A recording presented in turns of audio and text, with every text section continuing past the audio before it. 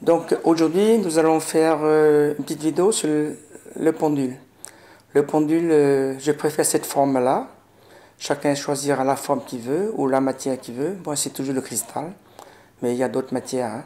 Le pendule, par définition, c'est pas le pendule en lui-même qui est intéressant. C'est une manière de converser avec son ange gardien ou la personne que vous convoquez pour répondre. Donc, quand la pendule ne bouge pas, c'est que la personne ne veut pas répondre à cette question qui est peut-être intimidante ou qui est gênante pour la personne qui est défunte, qui est morte, hein. Donc, quand ça ne bouge pas, c'est que refus ou que votre question n'est pas bien posée. Si le pendule fait des mouvements de balançoire comme ça, c'est que c'est ni oui ni non. Donc, deuxième cas de figure. Le troisième cas de figure, pour un oui, c'est que le pendule va tourner dans le sens des aiguilles d'une montre. Et plus la réponse est oui positive, plus vous allez avoir la pendule qui fait de grands cercles dans le sens positif, dans le sens des aiguilles d'une montre. Donc inversement, si la réponse est négative, c'est un petit cercle dans le sens contraire des aiguilles d'une montre. Et si c'est un non catégorique, donc c'est des grands cercles dans le sens contraire des aiguilles d'une montre. Bon, je dirais que c'est plutôt un jeu à titre indicatif, hein. Vous posez une question très précise. Par exemple, si j'épouse Françoise, c'est oui ou non? Par exemple, si c'est oui, c'est un petit oui ou un grand oui. Si c'est pas Françoise, c'est un petit non. Ce qui vous laisse quand même une petite chance d'être amoureuse ou que de François d'être amoureuse de vous. Si c'est un non catégorique, c'est que cette personne-là n'est pas faite pour vous. Donc ça, c'est une réponse de votre ange gardien par rapport à une personne ou une question. Donc il faut que ce soit des questions précises, hein. Il ne faut pas ce genre de questions. Est-ce que je vais tomber amoureux dans 3 mois? Donc ça ne vous avancerait pas plus de savoir que vous allez entamer une relation amoureuse dans 3 mois s'il faut que vous fassiez vous-même votre choix parmi tous les prétendants. Donc la question précise, hein, changer de travail pour telle entreprise ou non, ceci ou pas. Voilà. Donc souvent, vous pouvez vous amuser si la personne est droitière. Souvent, les gens sont mal, hein, parce qu'ils ne savent pas s'ils vont trouver du travail, changer de relation. Donc, une personne qui est droitière, donc la main droite, vous lui faites ouvrir la main droite. Donc, la main droite, c'est pour le travail. Donc, si la personne veut changer de travail, donc, il faut qu'elle donne une réponse, une question. Est-ce que je vais changer pour l'entreprise de Monsieur A? Si c'est un oui, c'est qu'il peut continuer à démarcher cette entreprise ou une autre entreprise. Si c'est un non, ben, il faut chercher une autre entreprise. Si est-ce qu'il faut changer de travail et que c'est stable, c'est qu'il n'y a pas de changement en vue. Vous pouvez répéter ça dans tous les 3-6 mois, par exemple. Donc c'est quand même des questions, des réponses courtes. Donc pour une personne qui est droitière, la main gauche, c'est l'amour. Donc souvent, quand les gens sont dépités en amour, bah, ils se mettent à rechercher. Donc ça m'arrive de faire sur la main gauche des personnes qui sont droitières, dans la main gauche, s'ils vont trouver l'amour. Il y en a qui sont catégoriques, hein. Ils ont trouvé l'amour parce que c'est fusionnel, c'est ceci, cela, mais que la réponse du pendule est négative et ça s'est vérifié. Donc c'est pas de l'autosuggestion, hein. C'est pas pour faire plaisir. Bon, vous pouvez toujours faire plaisir en impulsant un petit oui pour que votre copine ou votre copain ne sombre pas dans la dépression. Voilà, pour le côté lucratif. Sinon, pour les magnétiseurs ou les soigneurs, ben, vous mettez le pendule sur le chakra concerné. Donc vous mettez souvent le chakra racine, il est souvent positif, hein, parce que c'est l'instinct de survie, sauf pour les gens qui veulent plus vivre, qui sont suicidaires, peut-être que tous les chakras sont en alerte.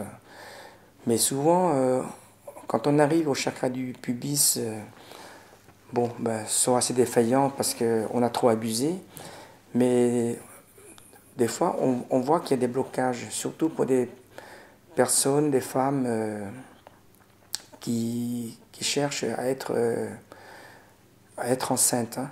Donc, quand c'est un grand négatif, que la femme ne sera pas enceinte dans l'immédiat, il faut se poser la question si elle n'a pas fait une fausse couche ou un avortement, hein. Donc, à tous les coups, 99,99%, j'ai dit, vous avez fait une fausse couche. Bon, j'évite le mot avortement. Ben, ça se termine toujours par des larmes. Soit c'est une vraie fausse couche, à 2 mois, 3 mois, ou même avant. Et quand c'est un avortement, ben, c'est des boîtes de Kleenex entières qui se déversent, hein. Donc, du point de vue du bouddhisme ou du point de vue de mon point de vue, la connexion peut quand même se refaire avec l'enfant qui a été avorté, hein. Donc il suffit de demander pardon, d'expliquer à l'enfant, parce que chez nous, en Asie, au Vietnam, quand on est né, on a déjà 1 an, hein. Parce que les 9 mois de la gestation, c'est 1 an. Donc à partir du fœtus, il y a déjà une âme. Donc l'enfant, même si vous l'avez avorté, il sera en colère. Mais il ne comprend pas. Et il aime toujours sa mère. Ce qui fait que quand sa mère demande pardon, lui explique que, par exemple, j'étais trop jeune, j'étais serveuse, je commençais une carrière, je ne pouvais pas me permettre d'être enceinte, sinon j'aurais perdu mon travail, ceci, cela. L'enfant comprend et pardonne. Et la connexion se refait, hein. Donc souvent, j'ai dit à la personne dont la reconnexion est faite, après la séance d'acupuncture, de magnétothérapie, de ce que vous voulez, la reconnexion est faite. Ce soir, vous allez vous détendre, faire un peu de méditation, de respiration, et vous allez sentir une présence électrique qui va venir vous enlacer ou picoter sur la poitrine, des choses très douces, il n'y a rien de méchant. Essayez de visualiser, vous allez avoir un ressenti, que c'est une âme de garçon ou une âme de fille. Et en fonction de votre intuition, il y aura un nom ou deux noms ou prénoms qui vont ressortir. Donc si c'est neutre, vous pouvez donner un nom neutre, hein. Jean-Michel. Phonétiquement, Michel, c'est les deux sexes.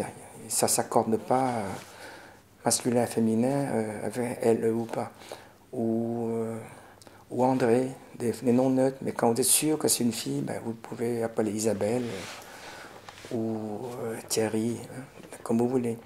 Une fois que la reconnexion est faite, ça peut aussi débloquer votre vie, hein. Moi, je connais des gens qui ont des contrats qui sont presque signés, mais qui sont toujours retardés parce qu'il y a quelque chose qui manquait ou pas.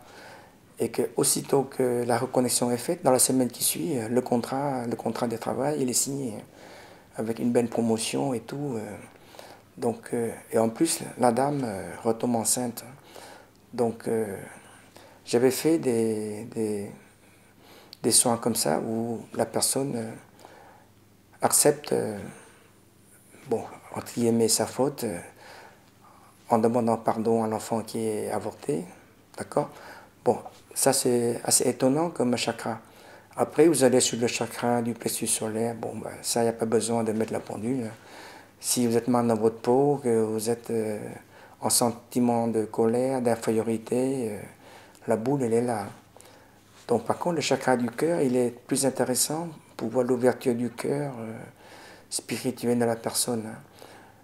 Ça serait intéressant de le vérifier sur des personnes qui se disent religieux ou coach spirituel ou ceci, cela. Le blablabla spirituel, ésotérique, tout le monde peut le faire. Vous mettez ce truc-là sur le chakra du cœur, s'il tourne en sens négatif, j'ai eu l'occasion d'en vérifier, le mec il pense qu'au fric, hein. J'en connais un qui fait des séminaires où il faut manger végétarien, mais le soir, il bouffe un steak comme tout le monde. Après, ben, le chakra de la gorge, bon, ça, ça se vérifie et ça change tout le temps. Donc, si vous êtes malade, que vous avez la voix enrouée, ben, ça tourne dans le sens négatif. Le plus intéressant, c'est quand même le chakra le troisième œil, le chakra numéro 6, l'œil, le bouddhique. Là. Ça permet de savoir l'ouverture spirituelle. Quelqu'un qui est très négatif, même en étant spirituel sur le côté formalité, en allant à la messe, tout ça, tous les dimanches, ça prouve pas qu'on est spirituel. C'est peut-être du blablabla, du renforcement, de la pratique qui, conditionne, de conditionnement. Mais là, quand ça ne tourne pas dans le sens